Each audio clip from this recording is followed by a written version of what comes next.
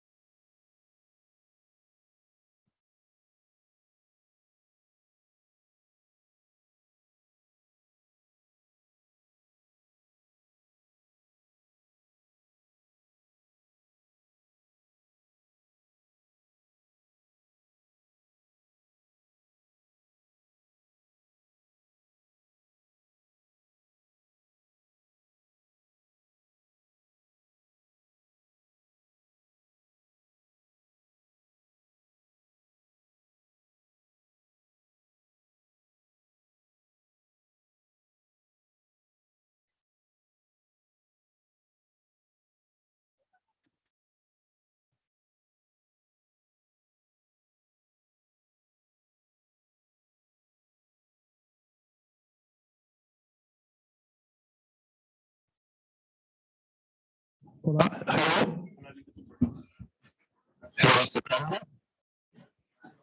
Pero estamos saliendo aquí. Sí, sí, él también. Si no tiene intervención, eso lo escucha la sala general. Hay que hablar por ahí para que él te escuche. ¿Entiendes? ¿Y cómo le oigo yo a él? Eso queremos ver, si tiene activos su micro. ¿No? Okay, we're testing to see if those remotely can hear us through this channel. We're testing the channel for those who are connected online. Can you hear us all right?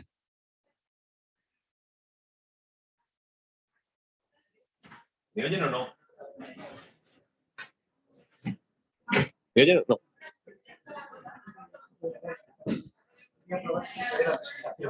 Que comparta la presentación directamente. Podría. Martín, dice que compartas la presentación directamente para ver si... Y que hable para ver si lo escuchamos aquí. Y habla para ver si te escuchan. Luis, sí, le podéis decir, Luis, que se conecte al canal de interpretación y yo lo pruebo con él. La presentación se ve perfecta. Está hablando ahora. Su voz no suena. No, tu voz no suena ahora.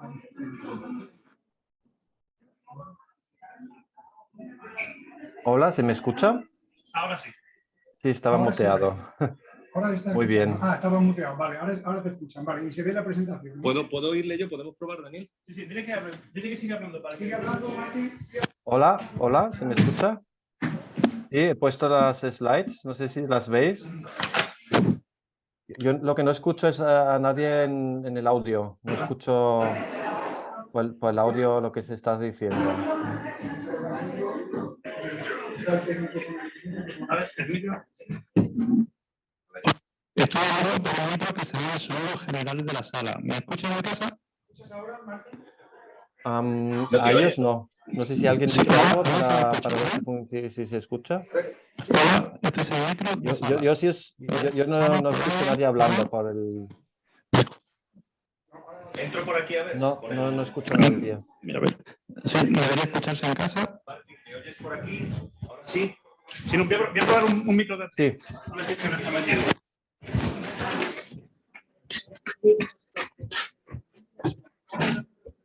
Hola. Hola, si ¿escuchan puedes decir casa algo, este yo no micro? escucho nada. Hola, ¿me escuchan? ¿Este micrófono se escucha? No. Hola, ¿no? ¿Nadie en casa Porque antes escucha sí este las micrófono? ponencias y las preguntas las escuchaba Hola. en la sesión anterior. Perdón. Pero ahora no oigo a nadie Hola, ¿este micrófono se escucha? hablando. Hola. Perdón. ¿Hola? No lo escucha nadie. Si alguien dice algo para saber si escucha. Es que está esto en silencio, ¿eh? ¿El qué? No, ahí no habrá porque es el portátil completamente. Perdona, ¿puedes hablar otra vez? Sí, Es raro.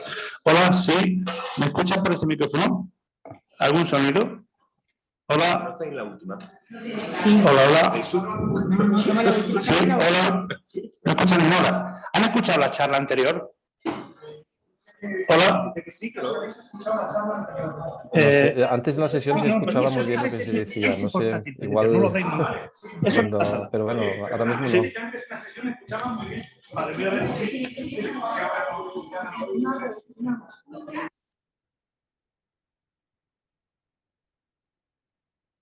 La charla anterior yo la oía muy bien. Se escuchaba muy bien.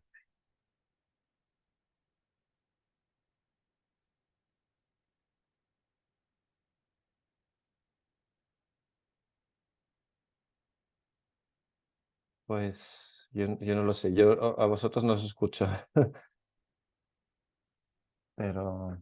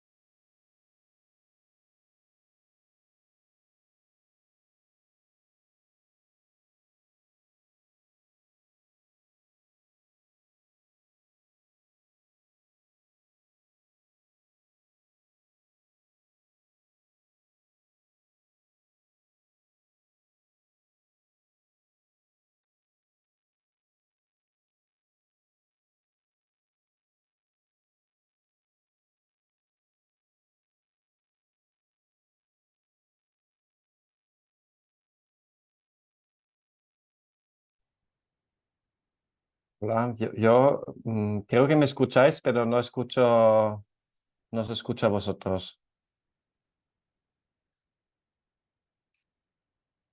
Yo no oigo.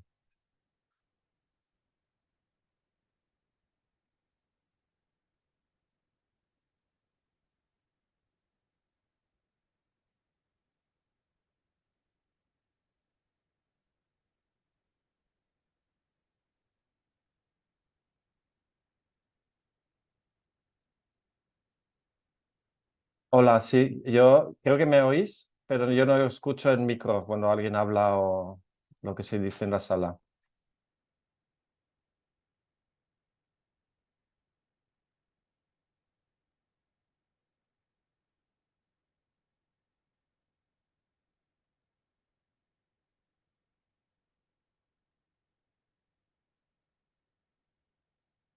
¿Sí? Yo en el micro no escucho nada, no escucho.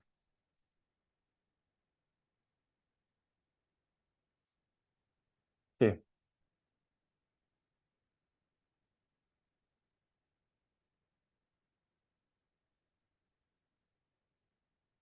no sé.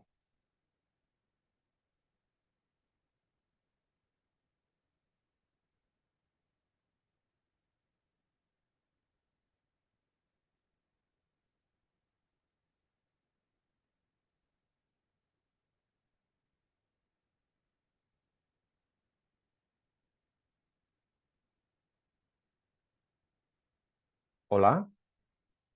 Ay.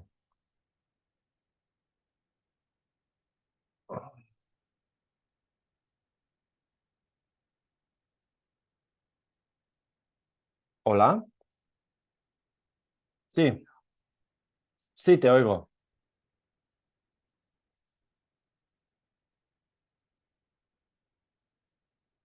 Yo es que me conecté cuando estaba la sesión de preguntas. Entonces, los que hablaban de preguntas lo escuchaba. Sí, sí.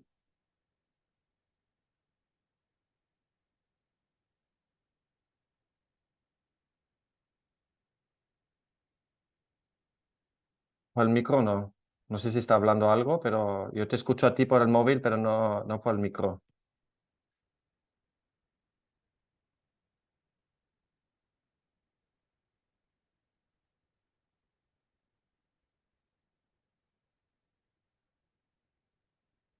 No, no oigo. No sé si la otra persona, si Markus Foti escucha o oye algo, pero yo no. Sí.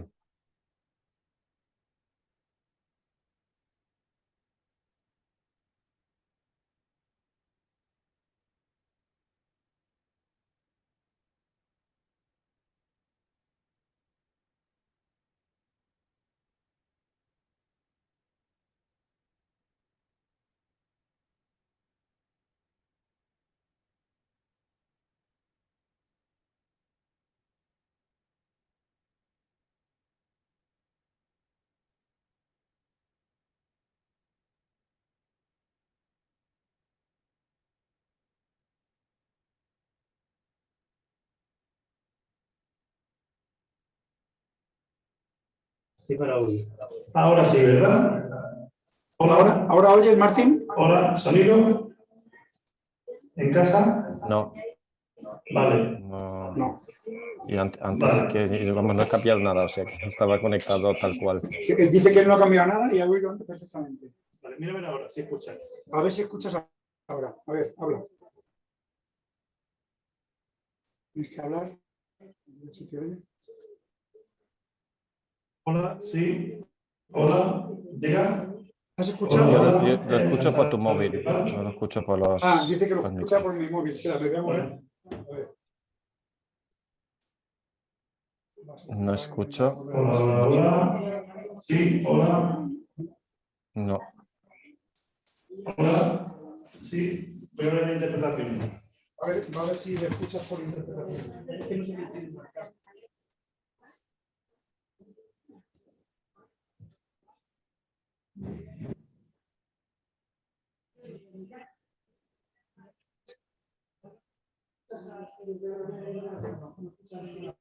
No escucho.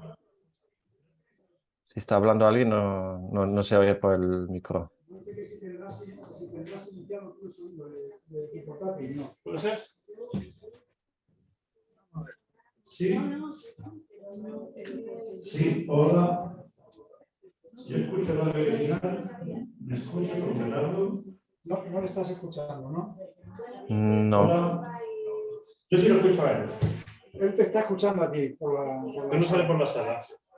por el Zoom, pero vamos. Puedo intentar salir y conectarme otra vez, pero como estaba conectado antes y sí que oía bien, bueno, por si acaso, pero Vale, sería dice raro. que va a intentar salir y conectarse otra vez. Vale. Va a intentar salir y conectarse otra vez. ¿Le digo que haga eso? Sí, dice que sí, que te salgas y te conectes. ¿Tú tienes el teléfono de Markus? No tienes el teléfono. Vale, ha dicho que está oyendo el viento. No, voy a preguntárselo a ¿vale? Porque quien lo va a llevar es él.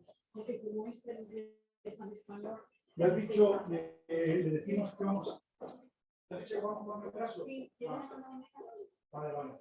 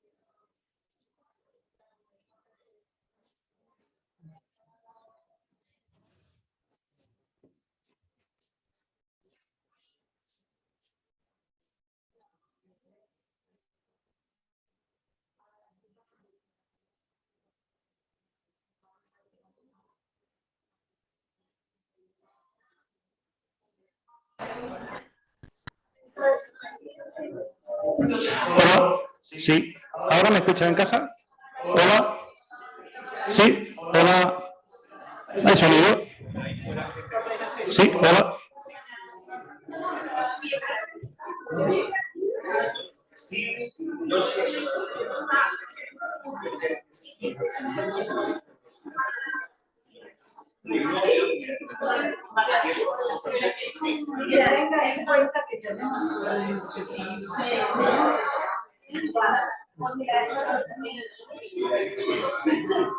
En inglés y en español.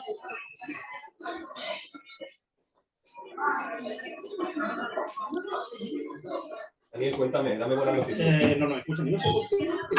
Por no, teoría, yo no porque Bueno, y nosotros ahí. Bueno, Sí, luego por la tarde. Hola. Sí.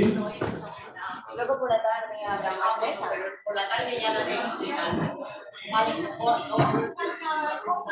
Una copa sí, porque ya no hemos agenciado un poquito la. Yo voy a hacer una especie de copa.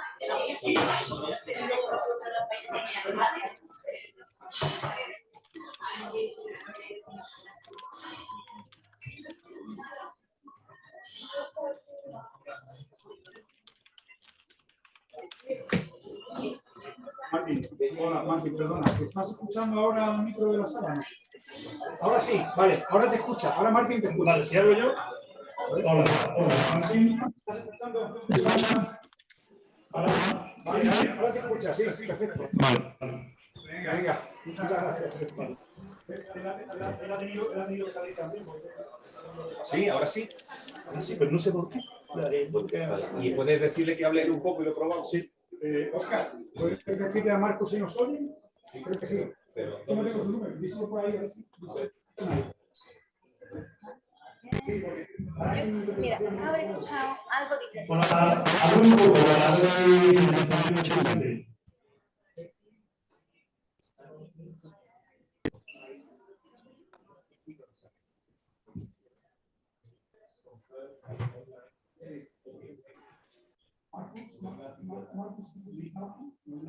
¿Se oye bien? Están ellos. Yo tengo una pregunta. ¿Habéis probado el micro? ¿Dónde está mi micro? Se lo ha llevado Dani. Sí, sí. ¿Quién es el ¿Te has cogido los papeles que te da? Markus está. Dilo al principio. Espero que sean responsables. Bueno, ya es que les puedes hablar por el micro y cortarlo. Sí, obviamente. Pero le puedes avisar. la primera.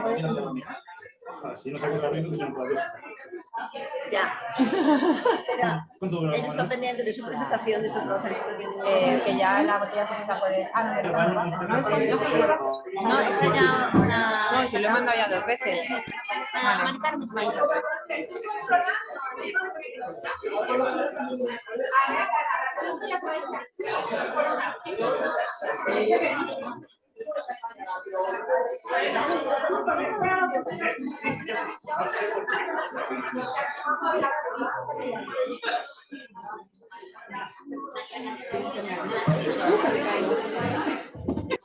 Hola.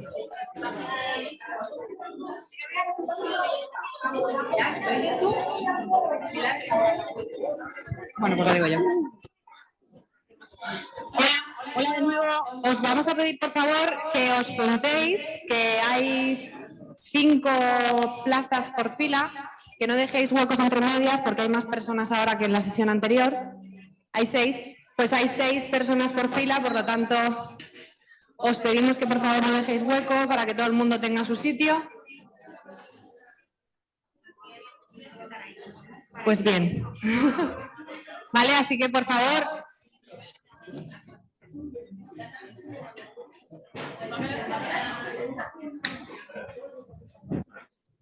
Necesitamos, hay gente en el pasillo, o sea que necesitamos que se utilicen las sillas, 6 por fila.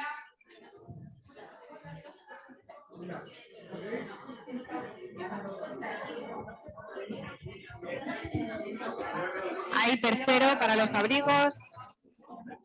Los bolsos no tienen trasero, por lo tanto no hace falta que usen silla.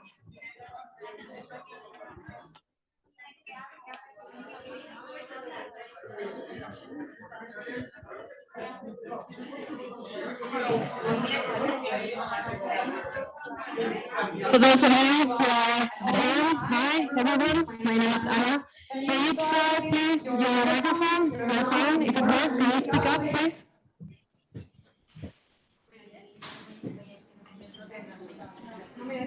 Con este micro pues estaban oyendo Intérpretes. ¿Ah, no?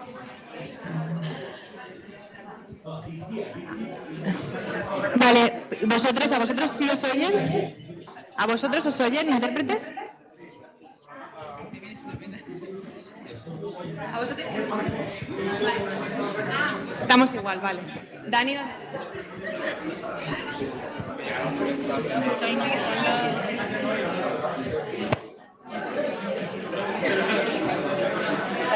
¿son 6? 1, 2, 3. Yo me he inventado, ¿son 5 o 6? Ya. 5. Antes he dicho 6. No, es que no activa su micro, ¿eh? Ah, Es como vale. si no se estuviera enterando. Sillas de... ¿Pero cuál de ellos? Muy bien, escúchate a mí. ¿Has visto uno que ha hecho Javiento cuando he dicho lo del micrófono? Sí. Markus está ya abierto. Vale, que están... No, que se lo digan, como tú lo ves ahí, que se lo digan. Sí, pasa que Ellos a nosotros no lo sé. No, a mí tampoco me oyen. Pero no les oímos. Hola. A ver, se les olvida a veces encender el micrófono en casa. Es que no me oyen, yo estoy intentando hablar con ellos. No te oyen. Eso es lo que estoy intentando. Por eso he venido aquí atrás. No, a mí no me están oyendo por aquí. No, ahora sí está apagado. Pero Entendido. Sí.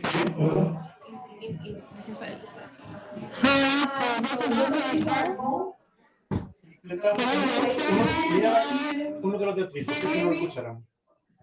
¿Lo digo? Hello. Alguno de la mesa. Usa el micro de la mesa, por si que está fuera del circuito de fondo. I'm sorry, can the people online hear me? Yes, I can. Yes? Yes. Yeah, Krallinger, yes. Paul, can you hear me? I can hear a vague echoing noise Okay, in thank the you, background. great. I'm not sure it's the proper audio. ¿Tú empiezas o quieres sentarte? O... No. Vale. No, lo que tú quieras, no pasa nada. Vale. ¿Tú tienes que decir algo? No. Okay. Sí, creo que sí. Y voy a pasar al español. Vale, pues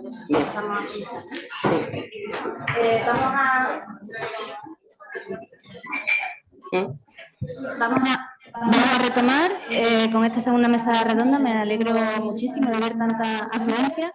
Vamos a intentar traer algunas sillas, pero vamos a dar comienzo a esta sesión porque si no acumulamos atraso. Gracias.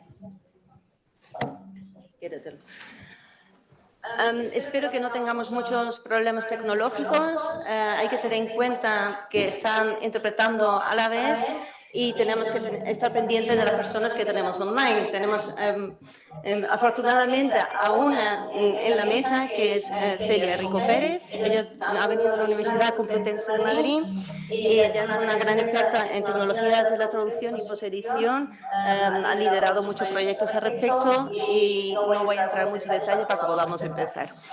Después va a intervenir Filkin de RW. Él es lo que se llama un Client Communities Director y tiene también un blog que se llama Multivarious, que habla de un montón de temas tecnológicos de la traducción. Después intervendrá Markus Foti de la DGT, de la Dirección General de Traducción, y él es el encargado del sector de la traducción automática de la DGT de la Comisión Europea. Finalmente intervendrá Krallinger, que es del Centro Nacional de Supercomputación, y él es el investigador principal en el campo de las ciencias de la vida y el Natural Language Processing. Voy a dar directamente la palabra a Celia Rico para su intervención. Podrán intervenir cada persona unos 10-15 minutos para luego tener algo de tiempo para el debate. Y la esperanza es que toda esta gente que ha venido pues intervenga después. Muy bien, voy a ser buena y voy a cumplir las instrucciones. Bueno, antes de empezar quiero agradecer a la Dirección General de Traducción esta gran iniciativa de organizar estas... se me ha ido esto un poquito, a ver, que no quiero desvelar todavía mis secretos. Poco a poco. Bueno, esta gran iniciativa de organizar los Translating Europe Workshop, creo que las sigo muy de cerca, en algunas de ellas he podido asistir y creo que es una iniciativa excelente para reunirnos a todos y bueno, pues saber por dónde avanza nuestra profesión. También quiero agradecer a la Facultad de Traducción e Interpretación por recoger el testigo en esta invitación que se hizo, bueno, un poco, ¿no? Pues vamos a organizarlo y habéis cogido el testigo y lo habéis organizado, y sobre todo y muy especialmente a la profesora Pilar León, que me consta que está haciendo una gestión excelente y un esfuerzo organizativo maravilloso para que esto sea hoy una realidad. Dicho esto, empiezo con mi presentación y vamos a hablar directamente de posedición. ¿Por qué? Pues porque la traducción automática, aquí lo planteo con una pregunta, sí o sí, y la respuesta es sí. Es el elefante en la habitación, si queremos decirlo de esa manera, un poco un calco del inglés. Yo prefiero decirlo en español, vamos a coger el toro por los cuernos. La traducción automática ya la tenemos, queramos decirlo, no queramos decirlo, queramos usarlo, no queramos usarla, ya está en nuestras vidas. ¿Y dónde está? Veréis, si nos vamos a esta empresa, la empresa G2, es una empresa, una consultora de software, y hay un espacio específico para la traducción automática, está aquí el enlace por si lo queréis ver, y en la última consulta de la semana pasada... Ah, no se ve. ¿Qué tenemos que hacer? ¿Qué hay que hacer? ¿Salgo? Sí. No era, ¿cuál era? Ya. Ah, sí, hay que verlo. No. Ah. ¿Ahora? Sí. Vale, entonces, en la última consulta que hice en esta web, había 62 referencias sobre programas o servicios de traducción automática disponibles. Hace un par de años creo que había como entre 15 y 20 referencias, y yo creo que va a seguir aumentando. La manera en que se utiliza la traducción automática y las diferentes empresas que menciono aquí, de las que solo he reseñado algunas poquitas, pueden ser bien servicios a través de la nube, se contrata el servicio en la nube. Estoy hablando de traducción automática desde un punto de vista profesional. Otra cosa es la traducción automática gratuita en línea que utiliza mi padre, mi hermana y mi prima para sus gestiones diarias, ¿vale? Pero cuando hablamos de traducción automática profesional nos encontramos con diferentes sectores. Uno serían el acceso a través de un servicio en la nube, como puede ser Google o DeepL, que serían las referencias.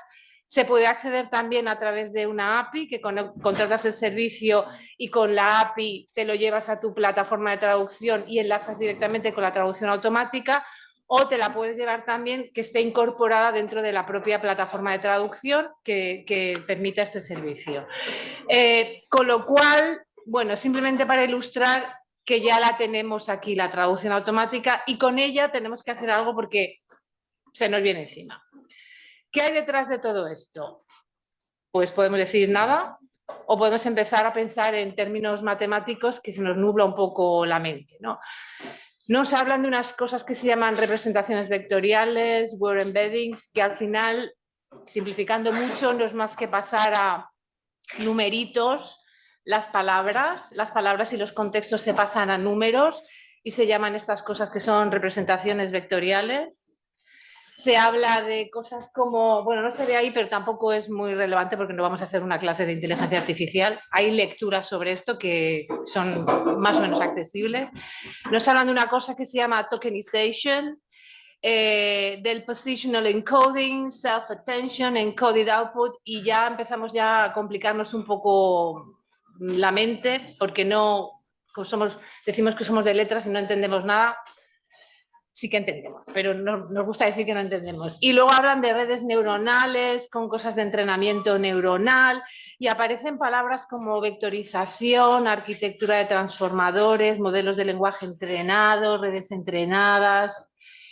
Y luego de repente un día aparece aparece ChatGPT y entonces ya pues no sabemos dónde estamos, ¿vale? No pasa nada, vamos a ver dónde estamos. Todas estas cuestiones técnicas, si a alguien le interesa, puedo dar algunas referencias que son asequibles, porque afortunadamente desde los estudios de traducción nos hemos encargado de ayudarnos entre nosotros para comprender cómo son estos procesos. Es verdad que no podemos llegar a desarrollar ni a programar, porque para eso necesitas un grado en inteligencia artificial o en ingeniería informática, pero sí que podemos comprender los procesos que ocurren ahí dentro. Lo más importante en lo que quiero puntualizar hoy o centrarme hoy es dónde queda el factor humano. Aquí traigo 3 gráficos, son del año 2020, de esta, quizá conocéis el organismo o la empresa Taus, según cómo se percibe, empezó siendo una especie de asociación, ahora se ha convertido más en una empresa, pero bueno, en este gráfico que es de 2020, traigo el de 2020 porque desde entonces no ha habido más publicaciones en ese sentido, pero sí que nos habla de una tendencia. Aquí vemos dónde queda el factor humano en la distribución por origen de los segmentos, cuando nos ponemos a traducir de dónde nos vienen estos segmentos. Antes se ha hablado algo sobre esto, lo comentaba Miriam, ¿no? Que cuando alguien le había hecho una pregunta, ¿qué quiere decir que no traduces desde cero? Pues ahora lo vamos a ver, ¿qué quiere decir que no traduces desde cero? Estos son datos del sector industrial, no el institucional. Bueno, pues arriba de todo tenemos en color azul, se ve bien, son los segmentos de origen Human Translation, ¿vale? Donde no hay nada más que traducción humana.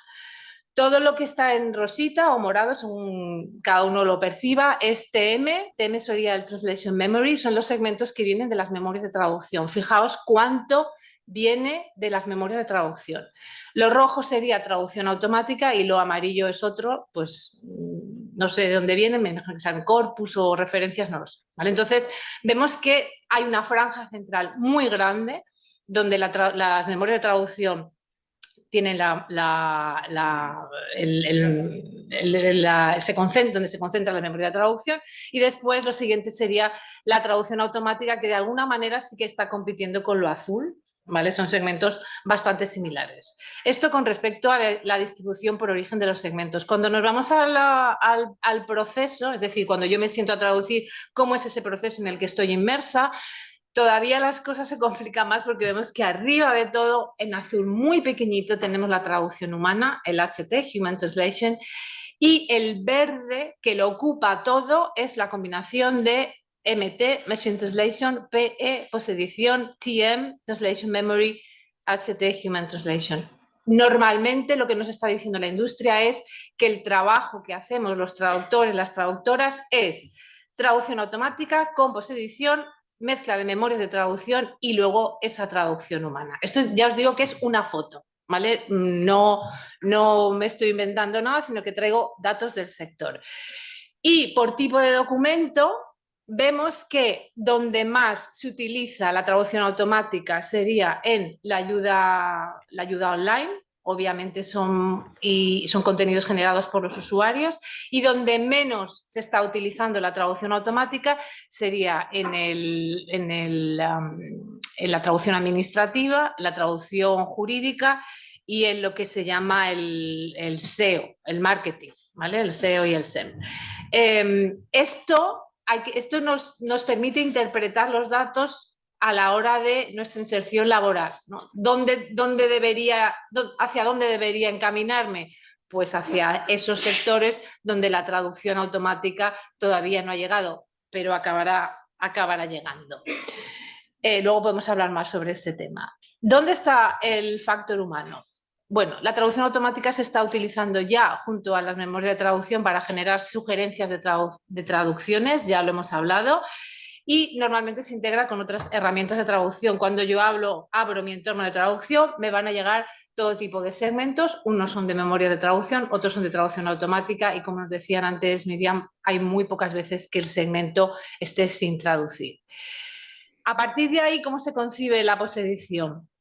Pues la posedición, en una definición más formal, serían los cambios que se realizan sobre la traducción automática producida por un sistema para que alcance unos niveles de calidad establecidos previamente. Esto de los niveles de calidad luego lo podemos discutir porque, claro, nosotras en el grado de traducción formamos traductores que aspiran a la máxima calidad y a la excelencia, y la industria nos está diciendo, déjate de excelencias que yo te voy a pagar por algo rapidito y así que le des un poquito a la traducción automática, ¿vale? Esto a las profesoras, a los profesores nos genera tensión. En las aulas también está esa tensión, pero no pasa nada porque la podemos resolver tranquilamente. La prioridad siempre es aumentar la productividad. Esto es lo que nos va a pedir la industria y nos dicen que no empleemos mucho tiempo en las tareas de posedición. Este es un punto controvertido, lo sé, lo sabemos y por eso lo he marcado en rojo para que no se nos olvide porque luego vamos a discutir sobre esto. Ahora bien, ¿puedo usar siempre traducción automática? Pues yo te diría que no. ¿Vale? Este cuadro, que está muy bien planteado, es un artículo de Nietzsche del año 2021. Tenéis aquí la fuente en Hosttrans, que seguro que es una revista de referencia y seguro que la habéis manejado en clase. Hay algunas preguntas clave, ¿no? Claro, para usar la traducción automática necesito tener un sistema de traducción automática, pero uno propio, fiable. No me vale Google ni DeepL en la opción gratuita, porque esas opciones gratuitas, todo lo que yo voy a poner todos los contenidos que yo llevo a estos sistemas se quedan en el servidor. Y ahí tenemos que ser muy cuidadosos con la protección de datos personales o datos confidenciales de nuestros clientes. Con lo cual, recordemos, todo lo que le damos al servidor online gratuito se queda en el servidor. Si no tengo un sistema de traducción automática propio o por el que pague y en el que me he asegurado que por contrato mis datos van a estar protegidos, no puedo utilizar la traducción automática de manera profesional. Esa sería la primera pregunta. La segunda, si no tengo el sistema, tengo los recursos para entrenarlos y ahí entramos con algo de lo que comentaba Luis, ¿no? Las grandes empresas, las grandes multinacionales están entrenando sus sistemas de traducción comerciales con datos producidos por pues instituciones cuyo fin no tiene ningún ánimo de lucro. Y luego si nos vamos a la inteligencia artificial generativa, ya sabemos las grandes uso de los datos de grandes corporaciones, datos de escritores y datos de obras que tienen derechos de autor. Si quieres hablamos luego sobre esto, pero yo creo que si los datos no son tuyos no los puedes usar. Así de claro. Con lo cual, si no los tienes, no puedes entrenar un sistema de traducción automática. Otro punto, supongamos que ya tengo un sistema de traducción automática. Esos datos que voy a traducir, ¿hasta qué punto son sensibles desde el punto de vista de la protección de derechos de autor, desde el punto de vista de la confidencialidad?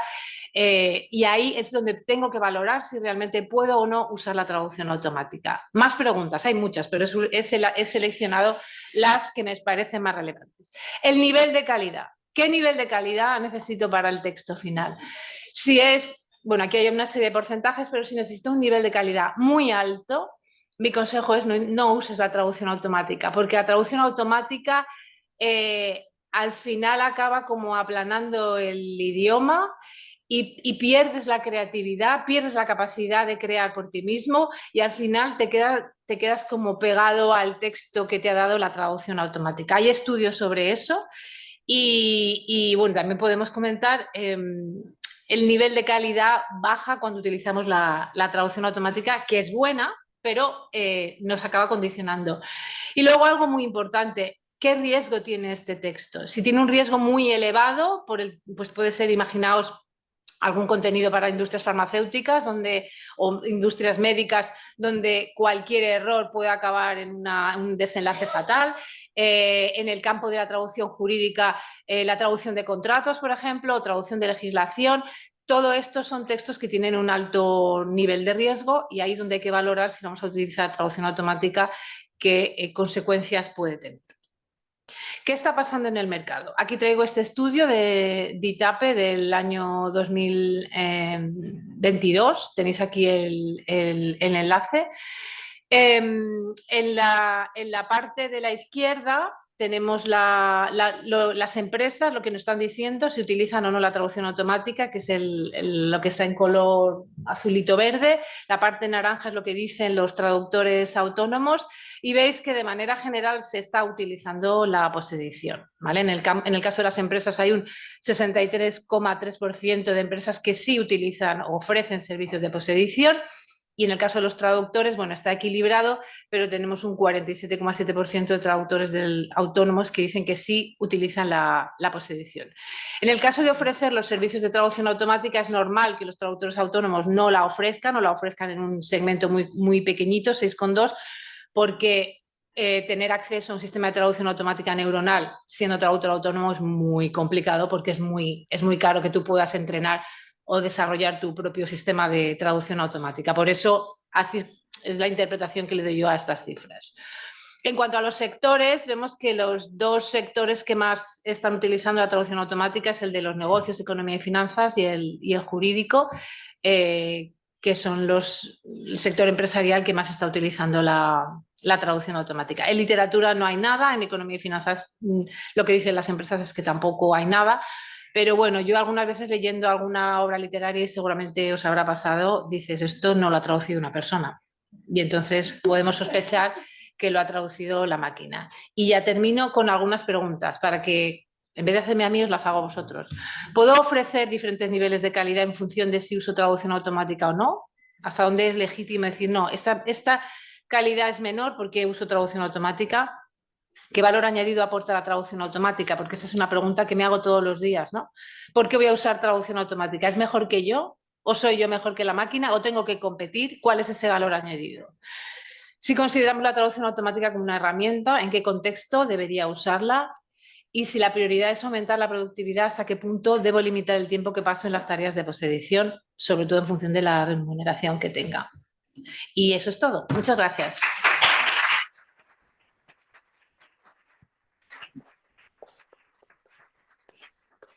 Muchas gracias, Celia. Pasamos ahora la palabra a Paul Filkin de RWS. Está en línea, lo vemos aquí arriba, espero que nos oiga. I can, and I hope you can hear me.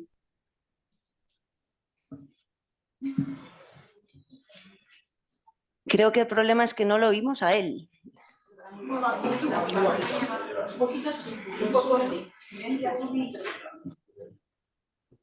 Well, I hope my screen is sharing correctly. So, Paul, I think you have to up the volume of your So I wanted microphone. to give you a business perspective on the topic for discussion today.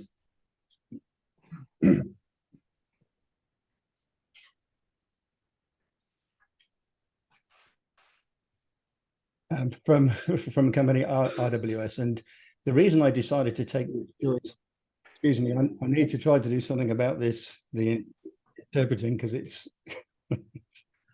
it's overtaking me and I can't hear what I'm saying. Just 1 second.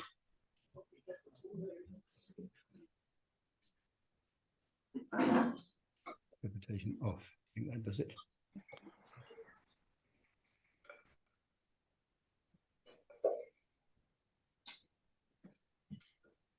Okay, hopefully you can all still hear me. Yes, we can hear you. Okay, perfect. Thank you.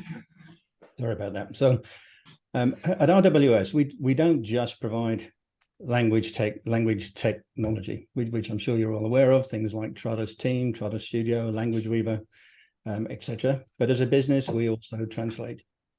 So I'll explain what we mean by we also translate with a concrete example. So my car has a multimedia interface. That multimedia interface allows me to use the GPS to listen to music, to understand error messages, warning signals. I can push buttons. I can use the voice-activated interface to interact with that. And we translate all of that means that the translators will convert the text, for example, into German. They'll use simple language for drivers. They'll ensure road safety is followed for Germany. Then we'll have desktop publishers who'll adjust the German layout. They'll fit longer text into the user interface space. They'll adapt visuals for German users. Then we have testers who ensure the voice commands will work in German for GPS.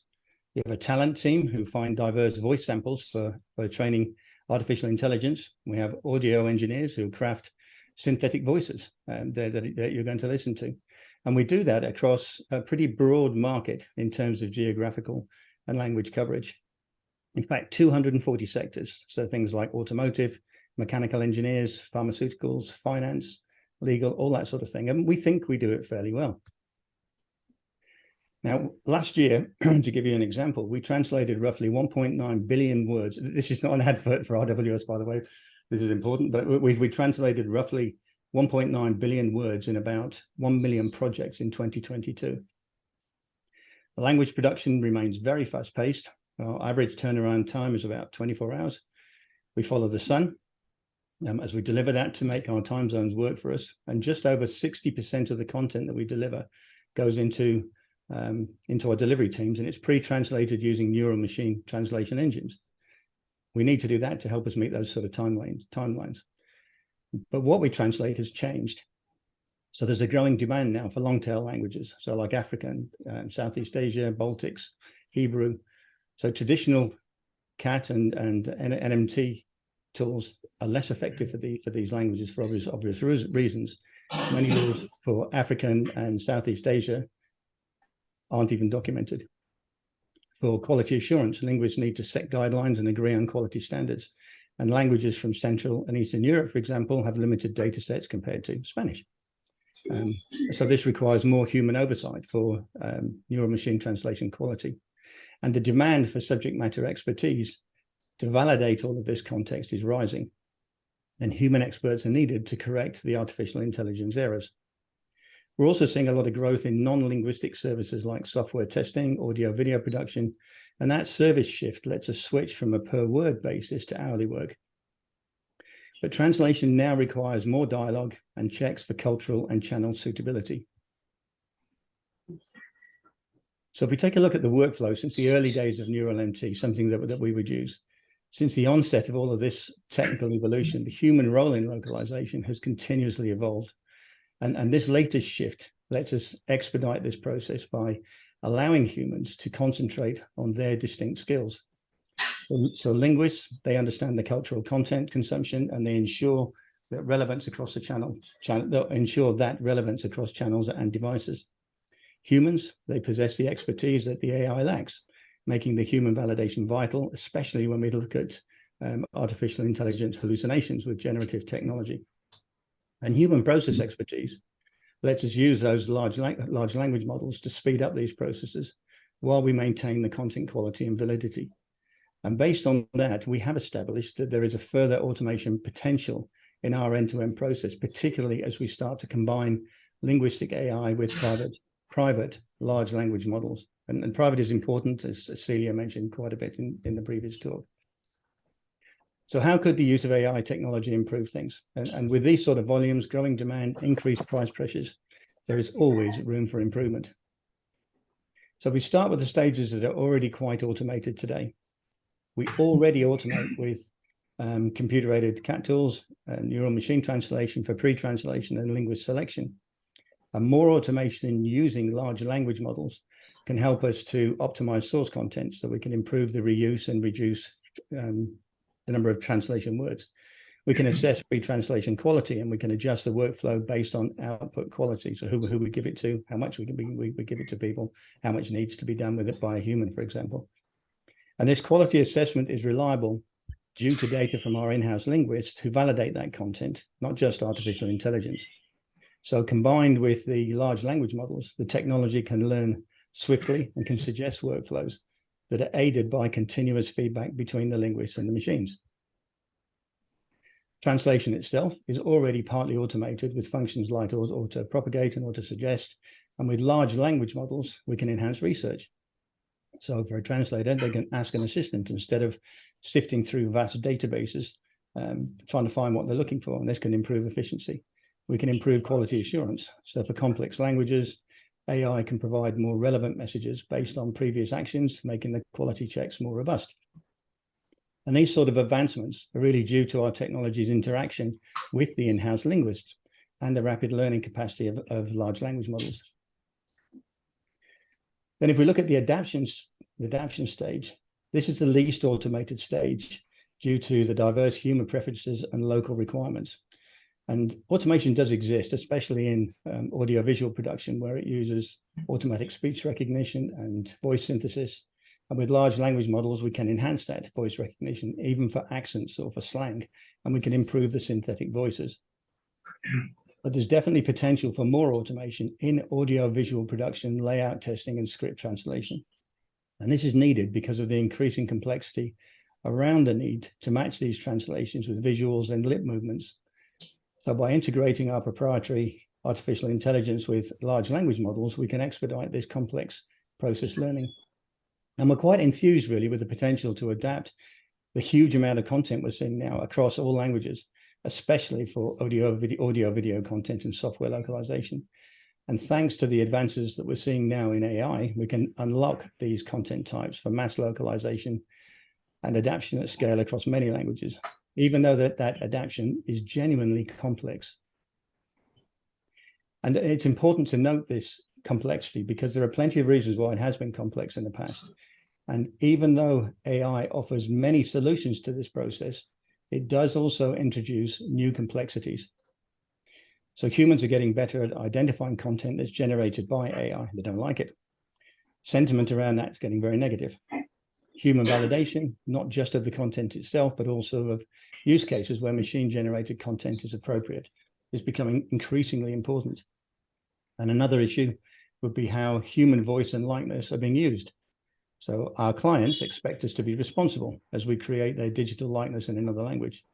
They want to understand and be able to sign off what they say in Czech, even if they don't speak Czech. Our suppliers expect us to respect and protect their own creative contribution to this end-to-end localization process. And all of this adds a lot more complexity than we had to deal with more traditional translation workflows. But what does that mean for our linguists?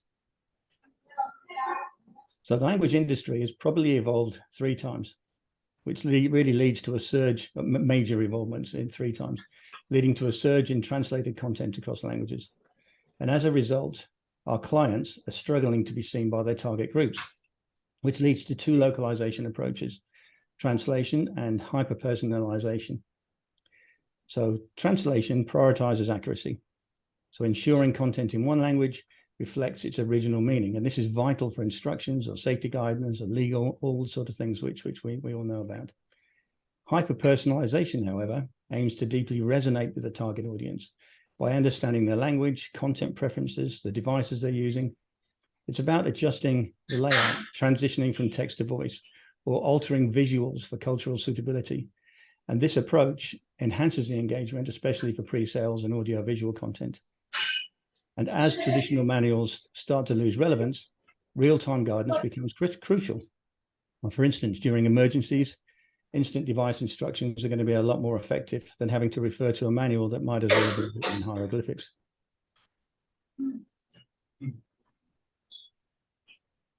So what the future might look like. So humans add most value where there is most variation, and they sit firmly in the hyper-personalization space. And given how large language models help us to automate variation quite quickly, this won't remain a humans-only space. It will mean, though, that we can personalize at scale with humans providing the input into automation while machines accelerate that human adaptation. Machines, however, they add most value where consistency and accuracy is crucial for risk reduction. Humans and the variation that they bring are actually a major risk factor in these processes. And machines are much better at some things because they're more predictable in being consistent. But given the known limitations that we see in AI, this does not make that a machine-only space. Humans still add depth in subject matter expertise. They'll have to validate and in some instances adapt machine-generated output to local preferences. They'll also help to improve the machine output, particularly in those rarer and more complex languages. All AI solutions still struggle with some of those. So this is all about giving humans and machines the role that they're best suited for. There's plenty of space for both of us, and we actually get better collectively when we collaborate. But that means really that the term translator is becoming increasingly limited. So within our own business anyway, we're saying goodbye to translators and hello language specialists. And this really is because humans are going to localize communications across media formats, cultural context, regulatory frameworks, etc. But as AI-powered language tools are becoming more mainstream, the training, developing, operating, and optimizing these sort of technologies is becoming integral to the daily work of a translator. And we're seeing new roles emerging in our business as a result of this. So creative writers, again, all these people need language skills. So creative writers, where they can engage audience with intelligence and imagination that's uniquely human. Smart technologists, so increasing the value of the technology as experts in human-machine collaboration. Cultural consultants, people who bring cultural understanding and make the communicates really resonate to the audience that we're providing the translations for. Content optimizers, so transforming the content to ensure that we deliver the maximum impact across media formats, channels, and various devices. And industry experts, so getting the details right through domain expertise in client businesses and regulated industries. So to unleash the true potential of artificial intelligence, we do need a human touch. So, but it's really a combination of artificial intelligence and human intelligence. So the traditional role of a translator is expanding. And what does that mean for our technology? So we've sort of followed this lead a little bit. And if we look at a very simple diagram there, and building on that move from translator to language specialist, in order to support it, the model we've taken is more that we see the most value for language specialists as more of a co-pilot approach, where we assist the human expert as opposed to doing the translation with no human input. It's really only the low value, high volume stuff, which is likely to use a machine only approach. And if we look at the sort of volumes that we turn over every year, we just do not have enough translators to be able to do that. So machine translation is definitely here to stay, and improving it is here to stay. But there are definitely that distinctions between the high value and the low value work. But there are no hard and fast rules here. We think about a few opportunities for generative AI. So in the context of computer-assisted translation or translation management systems, generative AI could be used in several ways to enhance the productivity, accuracy, and workflow efficiency. Some potential applications, I've listed them there. I'm going to not dwell on all of those because I think they're probably fairly obvious, and I know I'll overrun if I do. But there's a lot of opportunity there. And while these applications hold promise, it's important to note that the human expertise remains irreplaceable for nuanced, high-quality translations, especially in specialized fields. So generative AI can be a powerful tool for assistance, but it needs to be used in conjunction with skilled human translators. We can't ignore, we'd be foolish to ignore it because it's here. So if we look at what we're doing at the moment, just a few examples. So our language cloud solutions, so that will be Trados Enterprise, Trados Team, and even freelancers have access to a free version of the cloud within Trados Studio. We work with what's called a translation engine. And the idea being that we can get the different technologies, so translation memories, terminology databases, machine translation, they can all work collaboratively rather than in isolation. And they can take a given piece of text for translation. We can then use various techniques and tricks to generate the best possible translation for that text. And by adding large language models into the traditional translation engines, we can enhance those results further. And then we can get better results, which cut down on the amount of editing that needs to be. So things like how many other segments in the same document have been translated, how similar segments were translated in the past, so we reuse fuzzy match technology, which terms have been identified in the source text and how they should be translated, what style, how a neural machine translation engine translated it, and lots of other settings, gender neutral language, all sorts of things. And with all of that information to hand, that large language model can give us, hopefully, something that gets much closer to exactly what we need. So just to give you an example there, a normal translation on the left, there's the source text. The fresh policy will be implemented during the first of the upcoming month. And then there's 3 translations from ChatGPT, Language Weaver MT, and Google MT. Then underneath that, we've got a translation memory, 90% match with a source text, the TM source and target, but there's some style in there. And the generative translation engine, and this is already in production. We haven't rolled it out to all of our customers yet. It's available to our enterprise customers only at the moment.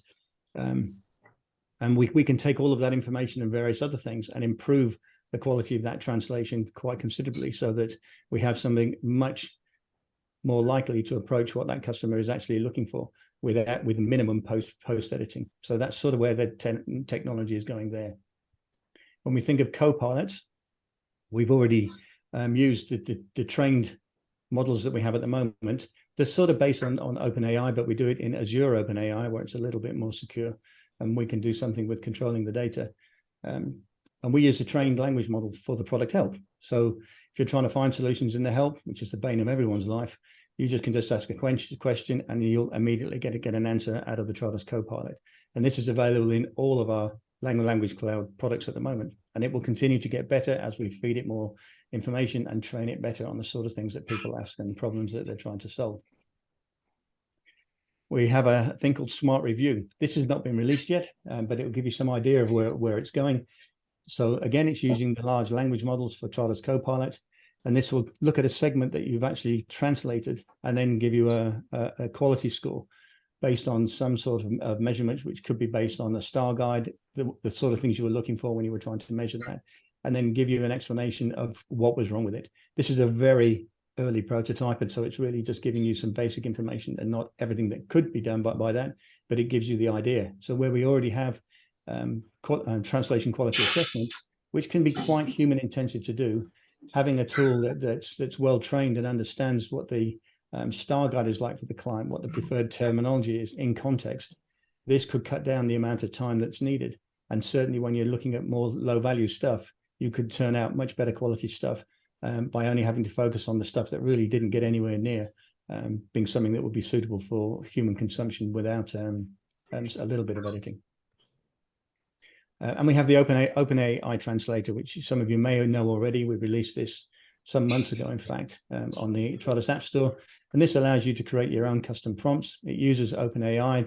The different engines at the moment it uses is everything up to GPT-4. And you can pretty much create a prompt to give it anything you want, which makes it quite powerful.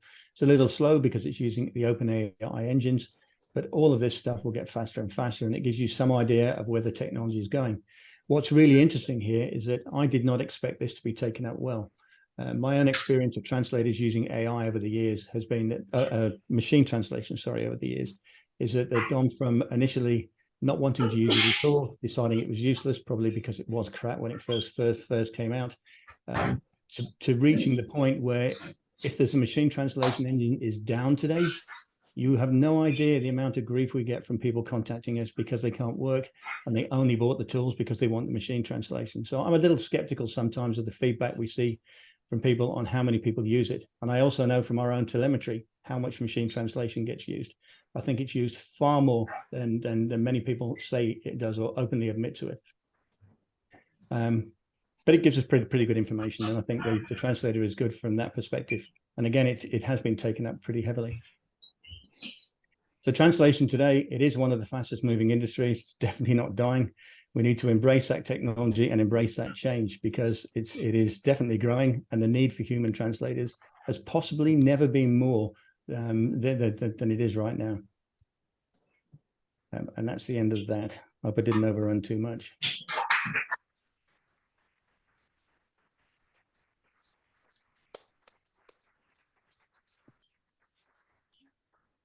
Muchas gracias. Ahora pasaremos a Markus Foti de la DGT. Hello. Thank you. Sorry I couldn't be there in person.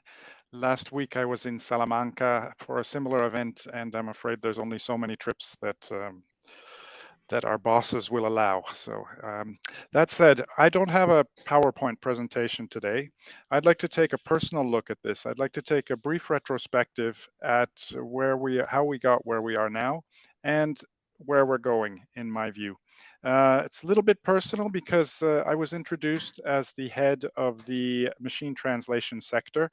That's true, it's correct, except with the way that the world is changing now. In fact, the sector has been renamed to the artificial intelligence and machine translation sector.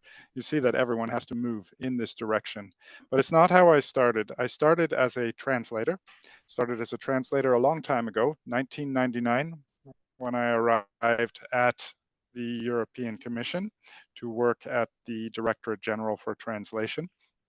I was shown the library on the floor, the local library. I was shown the various tools that we use, which we did have Word at the time already. Had Word a lot before that. But I was also shown by some of the senior translators that, well, this word processing, typing all day, it's tiresome. You should, if you haven't yet tried these tools, you should really learn to use a dictaphone, because that will improve your speed. Now, I did try it. I was new. It's a special skill. You need to learn it. I never got good at it. And frankly, once Translators Workbench came along, which evolved into Trados Studio, I was one of the early adopters of that, and it was quite easy to reduce the amount of typing that you would do because of that. So even if that was a weak link for you, technology was coming to your assistance, always coming to people's assistance.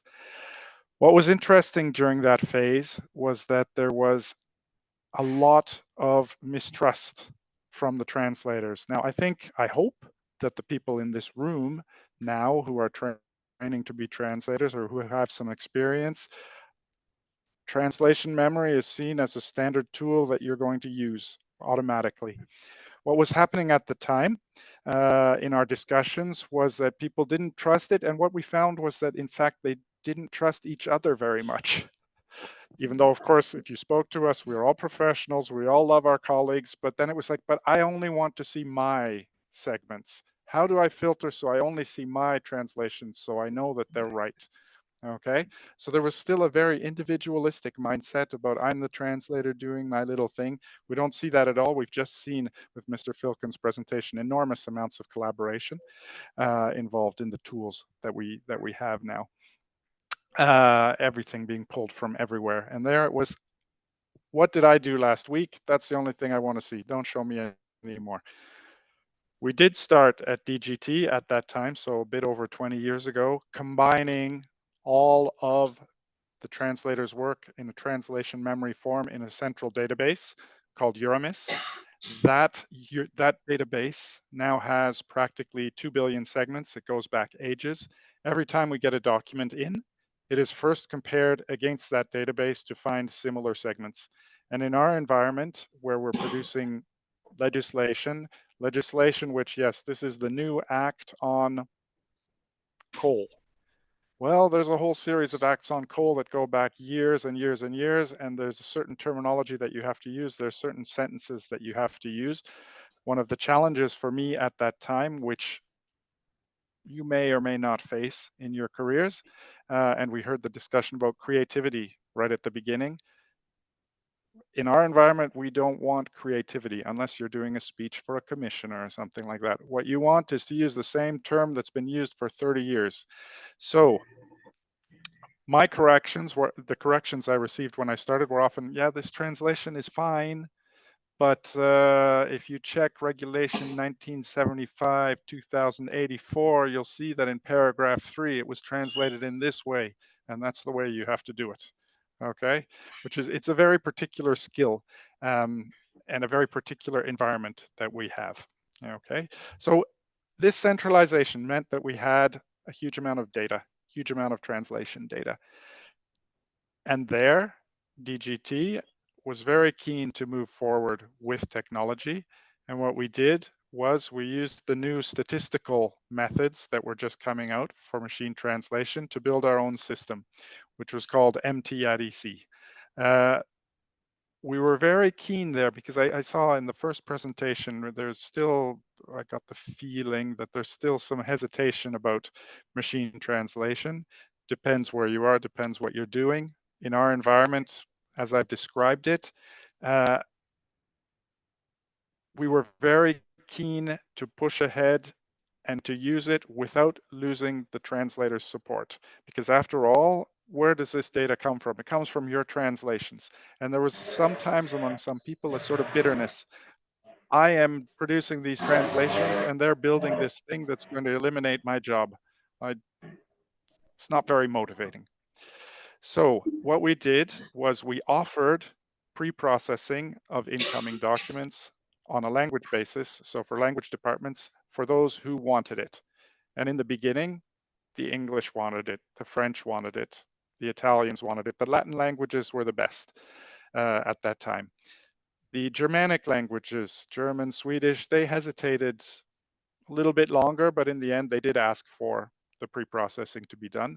The last holdouts were the Hungarians and the Finns. And I don't know if you're studying Hungarian or Finnish, but they are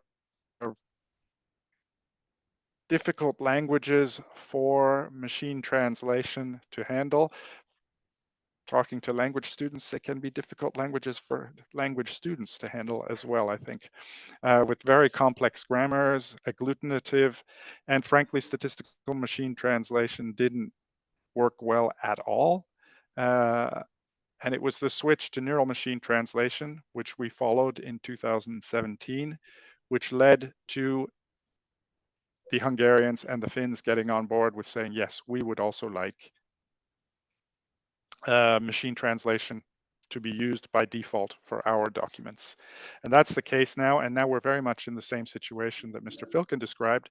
That is, if our system has failed to produce pre-processing for some reason or other, machine translation for a document that someone has to do, we hear about it very, very quickly. It's considered to be the standard tool. So that there was this evolution in thoughts, in mindsets.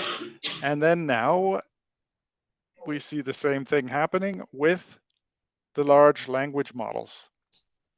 We are very keen, now that I'm in the technical unit, we're very keen to see what can be done with it. We're very keen to build anything that we can, or to exploit anything that we can. The issue is how to fit it into translation. So we've been trying very many points. I really like the point about saying language specialists rather than translators, because I think at this stage, that's what you have to be, using all the tools, using everything at your disposal. We have set up within DGT, well, originally for us within DGT, just an AI exploratory group. And then, of course, we weren't the only ones who were interested in this with all the noise that it made. Within the commission, there is an AI at EC network. This network, we have about 30,000 staff at the commission. The network is mostly a Teams group. Of course, there are hardcore that are open, but we have over 2,000 members, so almost 10% of the staff. Well, a little bit less, but following the developments, making suggestions, seeing what can be done, trying things. Okay, the hardcore active ones who actually develop are much fewer, and not everyone. This is not a group for developers. This is a group for people who want to see what can we do. There are various tools that we've developed, and here I'm going to show you the latest one. We did do some small things with summarization and so on, but there was a very, very common request that we received, which is called briefings. So within the commission, desk officers, people who are, let's see, which screen is screen one? Nope, that's the wrong one. Screen two. Allow. Are required to produce summaries for their superiors, very specifically designed summaries. Here we're using the GPT tools, GPT-4 8K, and we've called on translators as well, translators who are interested, to do what is now being called prompt engineering. It sounds very scientific. What it's all about, in my view, is it's all about precision. You really have to tell the machine. You can do it in normal language, but you really have to tell it what you want in details. And what have we been doing as translators at DGT? We always look at the details. What does the person exactly mean? How do we translate this idea that they want to communicate? So we're calling upon the same skill set for those translators who are interested to develop IT tools. And here you can see part of the prompt. You are a highly skilled policy officer at the European Commission. You write policy briefings for senior European Commission officials for meetings with external interlocutors. You always write using the spelling conventions of British English, etc., etc., etc. You can choose some files, upload them, and then have the result given to you. It's an experimental process right now. It's working quite well. But what is fascinating here, and this is a challenge, I think, for translation, is that these large language models, and you're probably aware of it being Spanish speakers on the whole, they're pretty well language agnostic. We saw the vectorization in the first presentation. The tools at their heart are not working with language, they're working with mathematics. So here we have the instructions saying, you write policy briefings for senior European Commission officials. You always write using the spelling conventions of British English. Okay, we can simply change that to say Spanish, to say French, to say whatever we want, and the large language models will provide their output in those languages. So the question of where translation fits within our workflows is very, very close to our hearts at this moment. We know there are areas, there is legislation, all the legislation that we produce, which will need humans to translate it, and certainly to verify it, because these are documents that have legal value. They have the same legal value in all fields. But it's not so much just the language skills that are needed. It's the precision, it's cross-disciplinary knowledge in the fields of technology, law, medicine, anything where we issue directives to make sure that the text is correct. So there I would say this cross-disciplinary aspect is extremely important, because the sole idea of language is not enough now to produce a good translation career.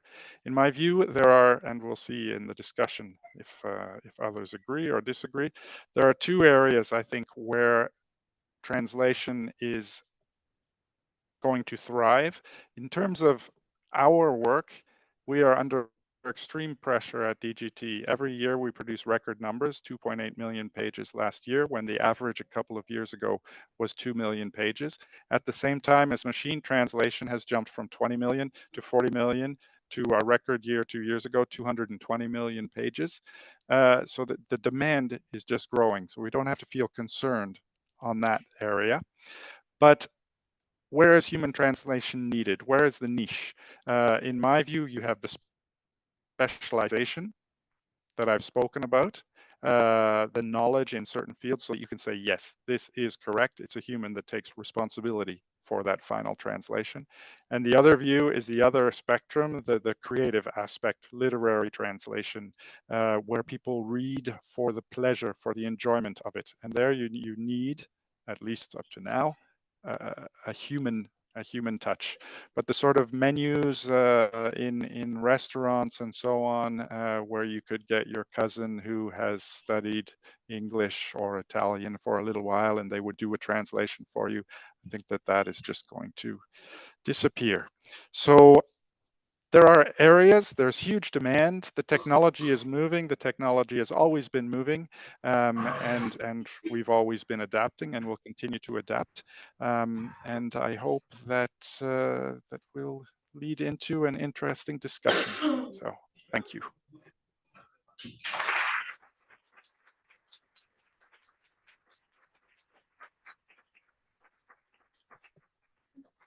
Thank you very much. And we'll now leave the floor to Martin Krallinger.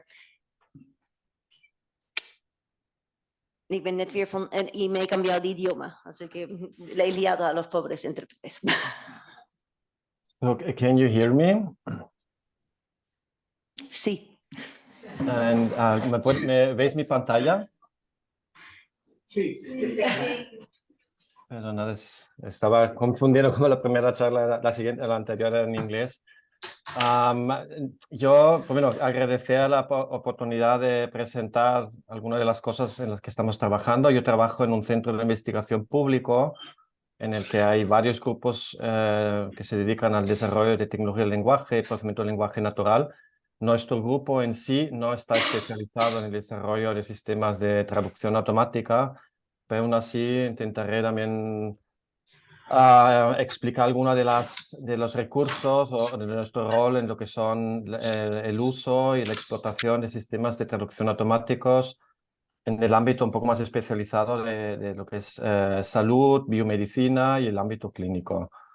Básicamente no voy a entrar en detalle, todos sabemos que hay una explosión de avances tecnológicos en el desarrollo de modelos de lenguaje, también modelos de lenguaje específicamente adaptados a dominios de aplicación más concretos. En nuestro caso trabajamos en el dominio de aplicación clínico y médico y hay una gran cantidad de recursos ya que se están desarrollando para poder aprovechar también lo que son tecnologías de lenguaje y traducción automática específicamente adaptados a dominios de aplicación como es el ámbito clínico. Entonces todos sabemos que es un ámbito de aplicación con una tecnología altamente especializada, con un vocabulario, una forma de expresarse muy específica y se requiere también que estos modelos de lenguaje, estas tecnologías, tanto de procesamiento de lenguaje natural como de traducción automática, estén adaptados a las necesidades y características de estos tipos de datos, ¿no?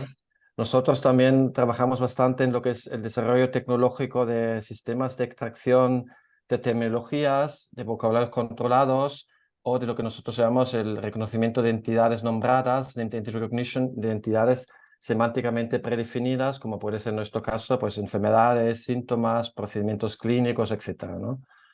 Obviamente aquí el rol de poder reconocer automáticamente estas tecnologías, estos vocabularios controlados, requiere de la aplicación de recursos tecnológicos. Los sistemas antiguos pues estaban basados más en análisis estadísticos, en patrones lingüísticos, en un análisis morfosintáctico y ahora mismo realmente lo que se utilizan son pues, modelos transformers, modelos de deep learning y modelos de lenguaje adaptados a lo que es la extracción automática de tecnologías a partir de grandes volúmenes de textos, ¿no?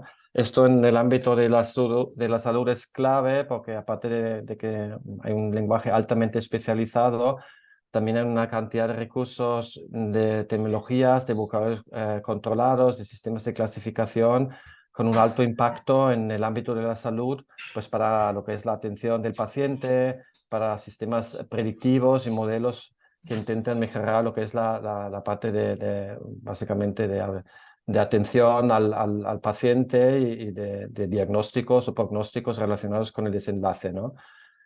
Aquí realmente, obviamente, me centraré un poco más en el tema de tecnologías y no sé si en la discusión también vale la pena recoger esta parte porque realmente lo que es la generación o traducción de tecnologías, de vocabularios controlados, tecnologías muy especializadas, yo creo que es un área de aplicación que realmente requiere de un alto grado de implicación de lo que son expertos en traducción y también de conocimientos de dominios muy especializados para generar tecnologías de alta calidad y también lo que son sistemas de traducción automáticas, pues siguen siendo problemas un poco más complicados que requieren igual más implicación y más datos anotados específicamente para mejorar sistemas de traducción de tecnologías y vocabularios controlados. Obviamente el uso de tecnologías pues, a nivel tecnológico es variado, desde simplemente lo que es indexar o clasificar contenido hasta como recurso base de sistemas un poco más avanzados de notación semántica, sistemas de traducción automática que sean entity aware, concept aware o lo que son sistemas más de análisis semánticos, sistemas de pregunta-respuesta, generación de resúmenes automáticos, etcétera. Estos sistemas de traducción, extracción de tecnologías y vocabularios controlados son claves, ¿no? Nosotros en nuestro grupo estamos más centrados en cierto tipo de concepto, clases semánticas de alto impacto en el ámbito de la salud y especialmente aplicados a lo que son datos clínicos, datos de historia clínica o literatura científica y médica. En este caso, pues muy centrado en el ámbito de datos en español, pero también tenemos proyectos, y si da tiempo explico algunos, que son un entorno un poco más multilingüe en el que estos recursos de extracción y también de traducción de terminologías se intentan aplicar a otros idiomas, pues como puede ser inglés, italiano, checo o neerlandés, ¿no? Yo creo que hemos visto varias veces el tema de la calidad y la importancia de generar pues, traducciones de calidad, tanto desde el punto de vista de sistemas de traducción automática, sistemas de traducción neuronal, como de traducciones manuales, ¿no? Nosotros en nuestro grupo hemos estado trabajando muy intensamente en la creación de datos, nosotros llamamos datasets, corpus, de alto grado de calidad y fiabilidad para hacer lo que son escenarios de evaluación tecnológica, ¿no? Nosotros lo llamamos sharded task o campañas de evaluación en el que estos datos se liberan, se publican y en un entorno un poco más científico académico, pero con un alto grado de participación también de empresas, intentamos evaluar con métricas de calidad transparentes, estándares, un poco lo que es la calidad de estos sistemas, ¿no? Hemos hecho muchos más relacionados con NLP, con procesamiento de lenguaje natural, pero también estamos colaborando con tareas en Machine World WMT, en un evento más académico de traducción automática, en la evaluación de estos sistemas en dominios de aplicación más específicos, en este caso en datos más del ámbito de la salud, biomedicina, ¿no? Entonces yo creo que es muy importante que haya más iniciativas que fomenten lo que es la evaluación de calidad con métricas un poco más medibles, cuantificables y comparables para ver dónde exactamente a nivel cuantitativo o cualitativo se requiere más input de los expertos para poder generar recursos de calidad, ¿no? Aquí sí que tengo que comentar que muchos de los desarrollos tecnológicos en empresas tienen disclaimers específicos que evitan que se haga este tipo de evaluación de calidad. Entonces, yo creo que esto es una cosa que es un problema porque muchas veces no sabemos qué tecnología funciona mejor simplemente porque no nos permiten una evaluación cuantitativa, ¿no? Para la evaluación de estos sistemas estamos generando, pues en el ámbito más de terminologías y vocabularios controlados, pues glosarios bilingües generados por expertos. Nosotros estamos más centrados en fases iniciales en la traducción entre terminologías clínicas, médicas, entre español y inglés, pero también estamos intentando que esto se adapte también a otros idiomas en los que estamos trabajando, ¿no? No solamente en la traducción de terminologías o vocabularios controlados, pero también hemos intentado evaluar algunos de estos sistemas en la traducción de textos muy complejos, como pueden ser casos clínicos, ¿no? Que tienen un alto grado de complejidad, vocabulario muy específico, pero también muchas terminologías o usos de lenguaje abreviados, lenguaje más telegráfico, que ahora mismo pues, para sistemas de traducción automática todavía son muy complicados, ¿no? Como base de esto, obviamente lo que se requiere son recursos terminológicos que sean básicamente basados en el avance de tecnología del lenguaje, modelo del lenguaje, y que de manera cuantitativa generen terminologías abiertas que se pueden redistribuir a la comunidad para ciertos dominios de aplicación un poco más prioritarios y que de alguna manera también requieren lo que es posteriormente la traducción, ¿no? La generación de terminologías multilingües para distintos ámbitos de aplicación. En este contexto, pues se va a arrancar un proyecto que se llama Teresia con el CSIC, el Instituto Cervantes, nosotros, la Unidad Politécnica de Madrid y la Asociación Española de Terminología, para poder generar recursos abiertos. Nosotros somos un centro de investigación público, entonces nuestro objetivo realmente es, aparte de la investigación en sí, es la generación de recursos abiertos que todo el mundo puede reaprovechar, ¿no? Desde el punto de vista de desarrollo tecnológico y también desde el punto de vista de consumidores, como pueden ser la comunidad de los traductores, ¿no? Un poco para dar algunos detalles muy genéricos de este proyecto, pues la idea es generar un portal de terminología en España que sea abierto, que tenga también herramientas de búsqueda, de navegación, de validación y edición de estas terminologías por los usuarios finales. Entre ellos esperemos que también haya traductores, con la generación, con el objetivo de generar lo que son recursos tipo tesauros, ontologías, recursos léxicos que se pueden aprovechar para distintos ámbitos de aplicación, ¿no? No voy a entrar mucho en el detalle técnico. Obviamente, para el desarrollo de estas tecnologías de extracción de términos automáticas, pues aprovecharemos sistemas más relacionados con Large Language Models y Pre-trained Language Models adaptados a distintas distintos ámbitos de aplicación clave para el proyecto. Uno va a ser más relacionado con salud y biomedicina, otro más con el ámbito legal, y luego habrá otros ámbitos de aplicación, como puede ser pues, el lenguaje científico técnico o una colaboración con la Real Academia de Ingeniería, también lo que son tecnologías más relacionadas con distintas especialidades en ingeniería, ¿no? Aquí lo que es clave es que haya una parte de validación y sanción lingüística, y obviamente aquí, como ya hemos visto, los traductores realmente en este caso se pueden considerar un poco como expertos también desde el punto de vista de language specialists, que sean capaces un poco de crear tecnologías de calidad validados y sancionados para que realmente los resultados finales tengan el grado de fiabilidad requeridos, ¿no? para las aplicaciones finales. Voy a mencionar solamente unos casos de uso concretos en los que nosotros requerimos traducción automática, requerimos lo que son language specialists y también aplicados a dominios de aplicación de alto impacto. Hay un proyecto europeo en el que trabajamos en cardiología, en el que necesitamos o intentamos generar un dataset, un corpus multilingüe para lo que es el dominio de cardiología. Son datos que tienen un alto grado de confidencialidad, con lo que son tecnologías abiertas de traducción automática, pues representan un escollo, ¿no? En lo que es la generación de recursos. Aquí nuestro objetivo del proyecto es generar o utilizar traducción automática para generar un dataset multilingüe en cardiología, y que obviamente luego hay un control de calidad no solamente de las traducciones, sino también de cierto tipo de conceptos de alto valor para lo que es la explotación final de estos datasets multilingües, como son, por ejemplo, la traducción específicamente, dado el contexto de mención de enfermedades, de síntomas, procedimientos clínicos, etcétera, ¿no? De aquí realmente lo que es el language specialist con un bagaje clínico pues va a ser clave, ¿no? para lo que es la generación de estos datos de entrenamiento y la validación de la calidad, ¿no? En este proyecto trabajamos con 7 idiomas.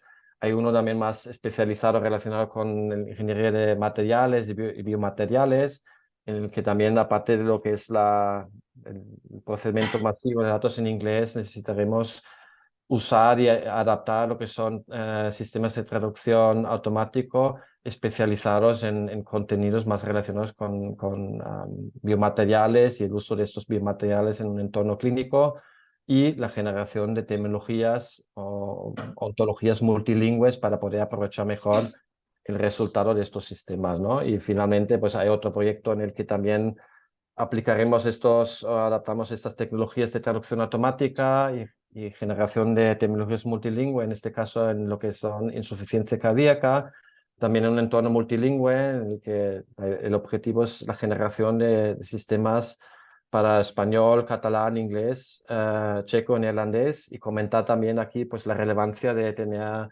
en cuenta lo que son las variantes lingüísticas. En nuestro caso hay un hospital español, el Valdebrón, pero también un hospital en Perú, con lo que la adaptación al lenguaje, pues la especialización del lenguaje, la variante del lenguaje, en este caso para Perú, va a ser un factor a tener en cuenta. Y en el caso del inglés también hay un partner que está en Tanzania, entonces aquí también habrá que ver un poco lo que es la robustez en las variantes del lenguaje, no solamente en el dominio clínico, sino en este caso pues en lenguaje clínico que se utiliza en Tanzania, ¿no? Y yo creo que esto es un poco el resumen general. Igual no era tan centrado en traducción automática, pero más las aplicaciones finales que tienen estas tecnologías.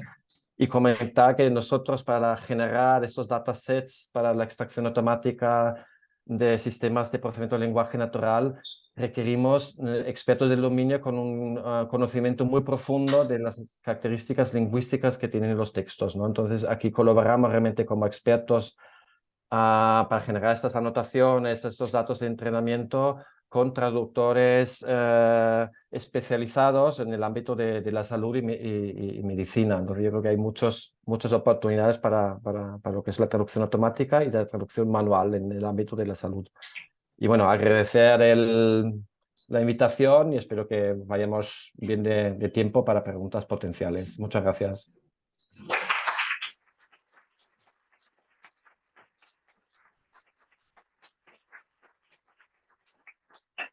Muchas gracias a todos los ponentes por intentar controlar el tiempo. Estoy mirando a la coordinadora Creo que hay tiempo para un par de preguntas. ¿Y alguien que tenga interés?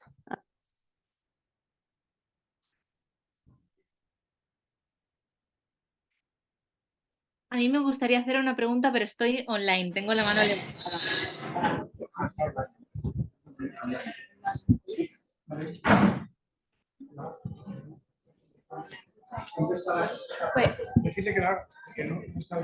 Hola, no hemos visto quién eres la persona que está online, pero lo que sí que te piden los intérpretes es que por favor subas tu volumen para que te puedan oír ellos bien. Gracias. Y puedes empezar tú con la pregunta.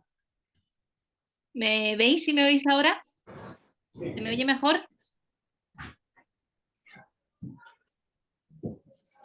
Sí. Sí, vale, perfecto. Muchas gracias.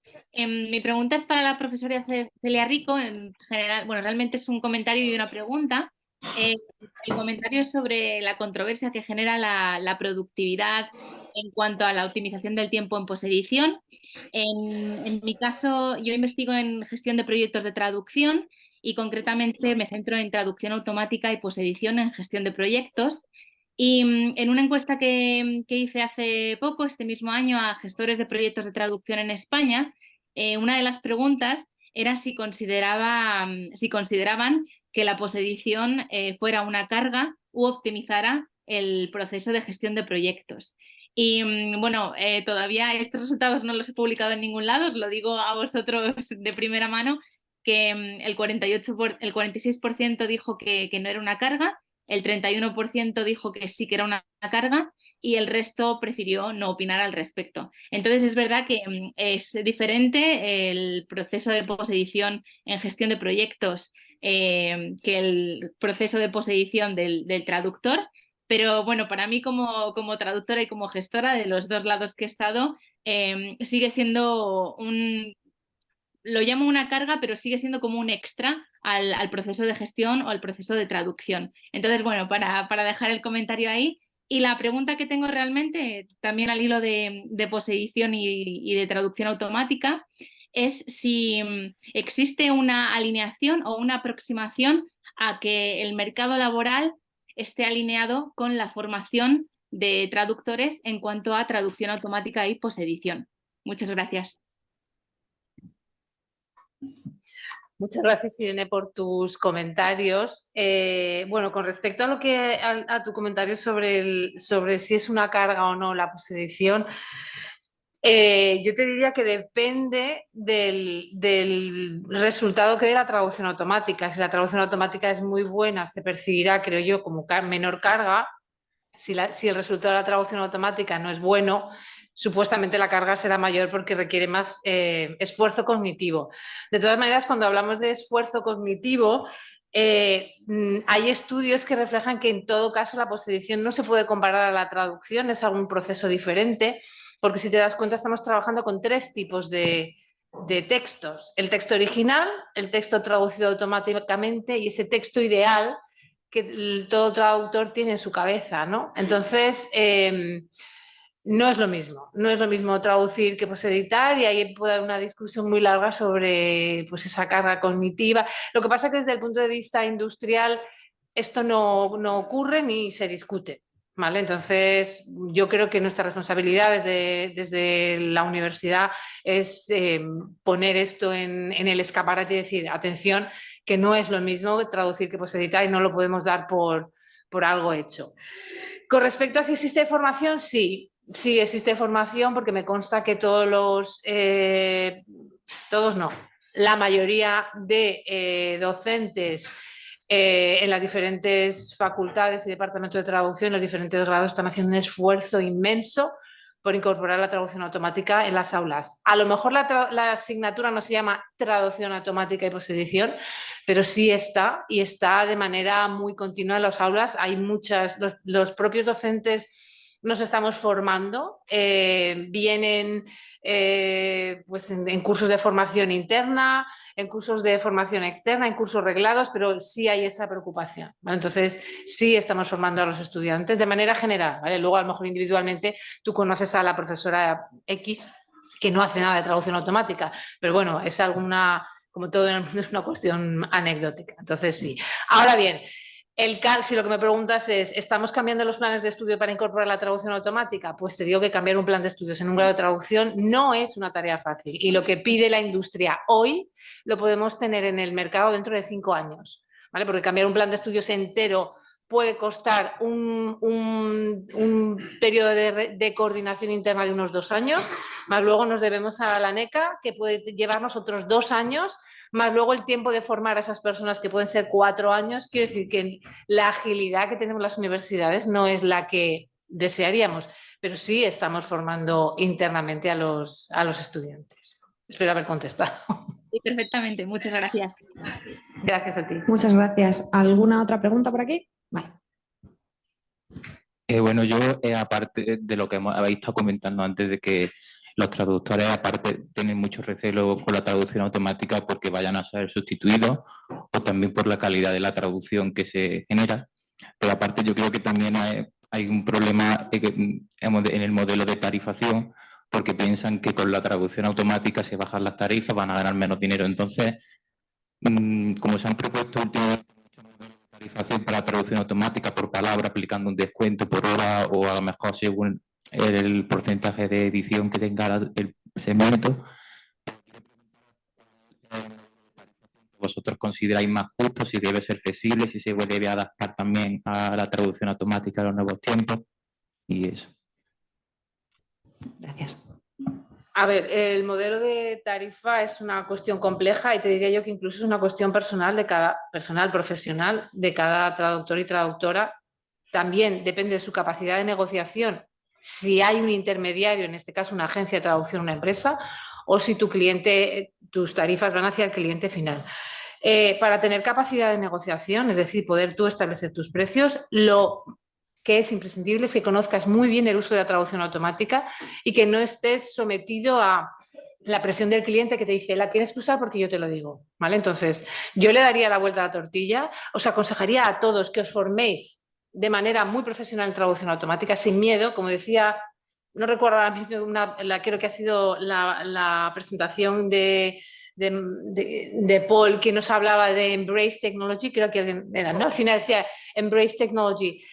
Sí, tenemos que utilizar la traducción automática a cualquier tecnología que se nos venga encima, pero la tenemos que utilizar de una manera profesional, porque si no, no tienes capacidad de negociación con tu cliente, bien sea la agencia de traducción o el cliente final. Tú eres quien debe decir al cliente, voy a usar la traducción automática porque tu texto lo permite, o no voy a utilizar la traducción automática porque tu texto no lo permite y el resultado no va a ser bueno. Y en función de eso, estableces tus tarifas.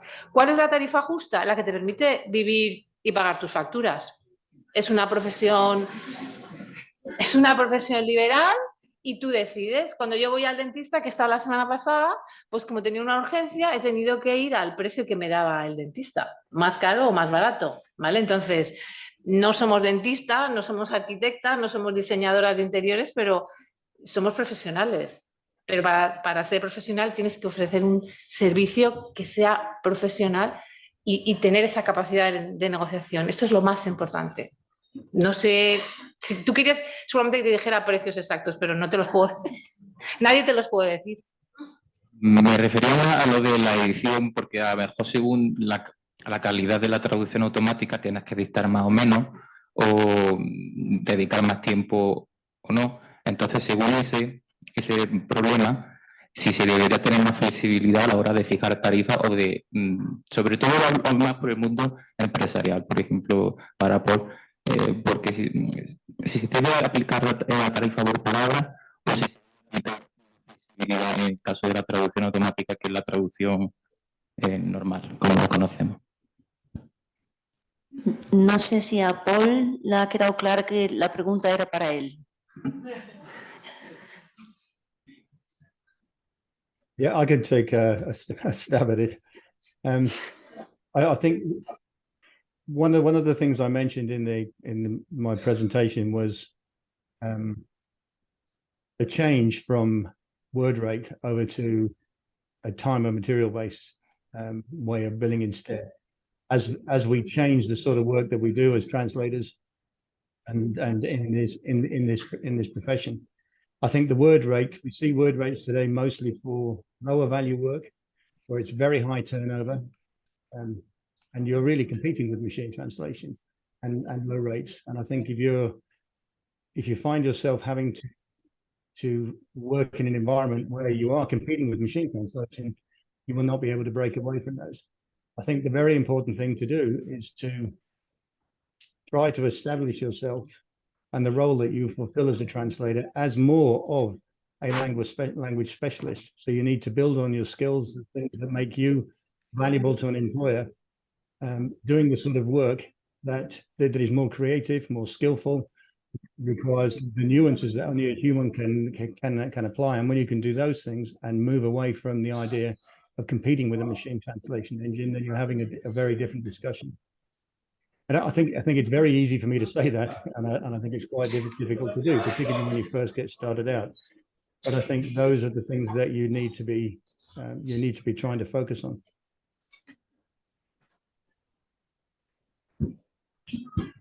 Tenemos otra pregunta.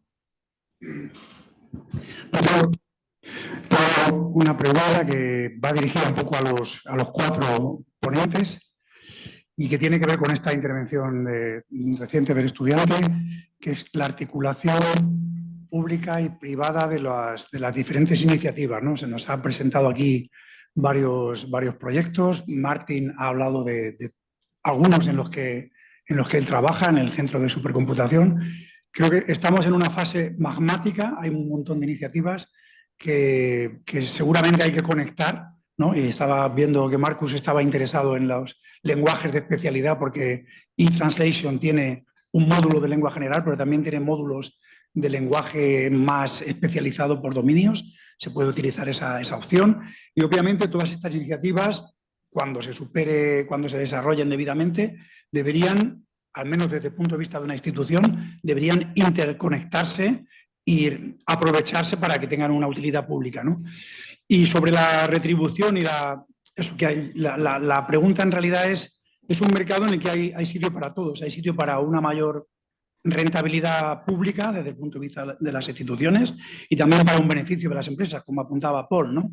Me ha parecido muy interesante que se hable de una retribución, una remuneración horaria, más que por palabra, porque así nos alejamos del horizonte de precariedad, ¿no?, al que puede llevar la aplicación de la tecnología sin ningún tipo de filtro, ¿no?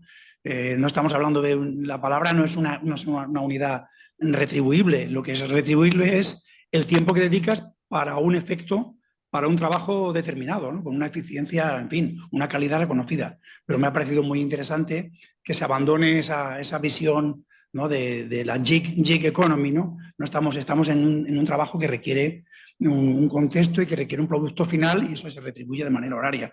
Habrá que ver, porque estamos en pleno desarrollo, esa interconexión de iniciativas públicas y privadas y que no todo revierta en una precarización del traductor, sino que revierta en una mayor profesionalización, ¿no?, y en el refuerzo de la calidad.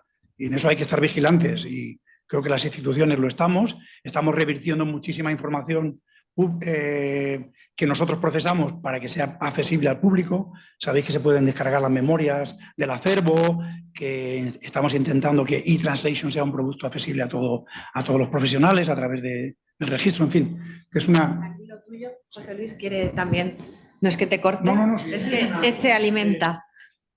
Sí, justamente como se ha hecho referencia a Markus Foti y a eTranslation, yo quería complementar lo que estaba diciendo Luis desde una perspectiva quizá un poco menos militante de defensa de los intereses del gremio. Yo creo que, claro, Celia ha mencionado su reserva muy justificada respecto del uso de la traducción automática debido a cuál es el uso que se hace de esos datos, ¿no? Y el tema de la soberanía de los datos. Y creo que ahí sería muy importante, aprovechando que tenemos a Markus aquí, que nos explicara brevemente qué es eTranslation y quién puede utilizar eTranslation y qué ventajas tiene precisamente desde esa óptica en cuanto al uso que se hace de los datos y la soberanía de los datos que queda preservada porque eTranslation es un sistema, es una herramienta pública.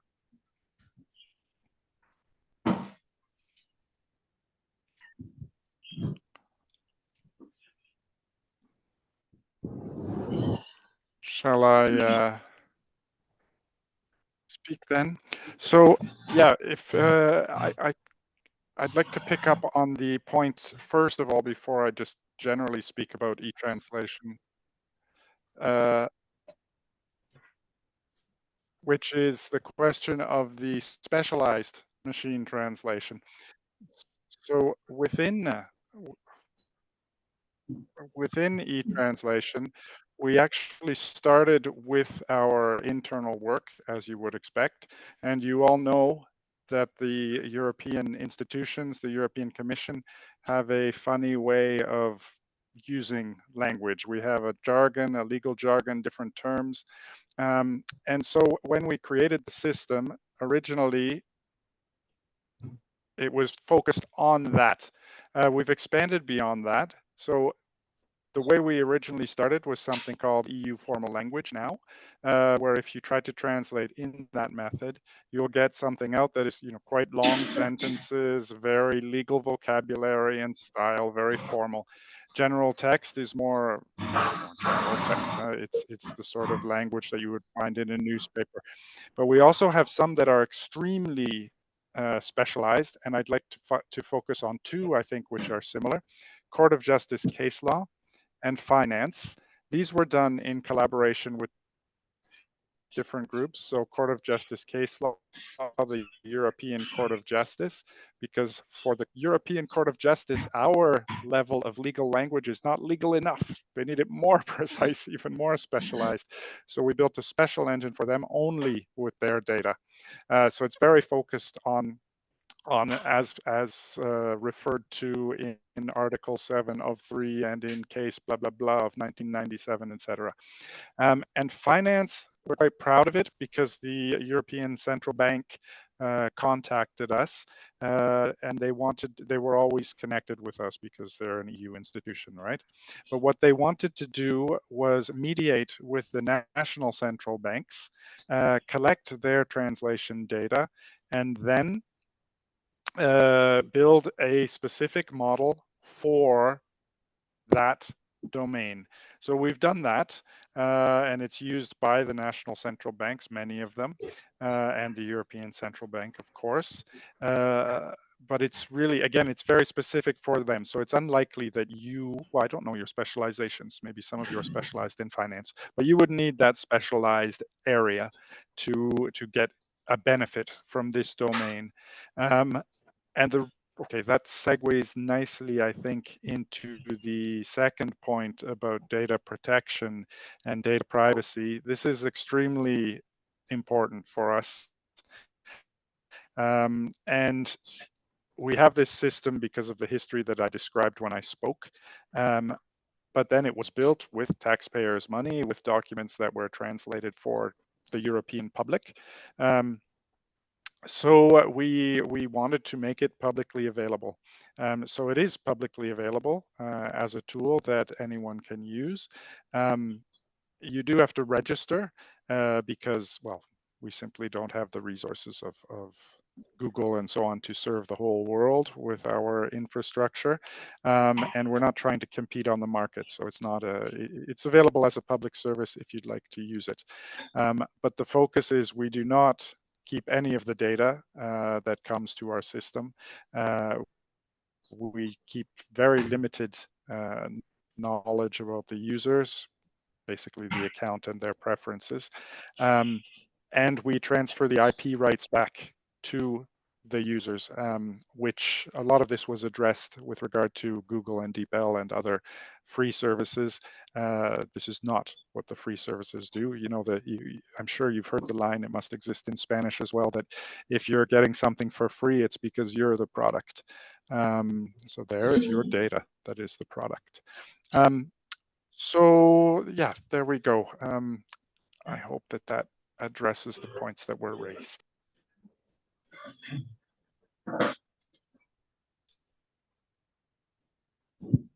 ¿Alguna pregunta más? No, pues, moderadora. Entonces creo que hemos terminado esta sesión. Muchas gracias por venir. Es una alegría ver tanta afluencia de estudiantes y profesorado. Y bueno, yo creo que ahora nosotros tendremos un rato Retomamos- para comer y retomamos. Retomamos a las 3, aunque hayamos ido con un poco de retraso en esta, lo hemos recuperado, así que muchas gracias a todos los ponentes, los participantes, asistentes. Nos vemos a las 3.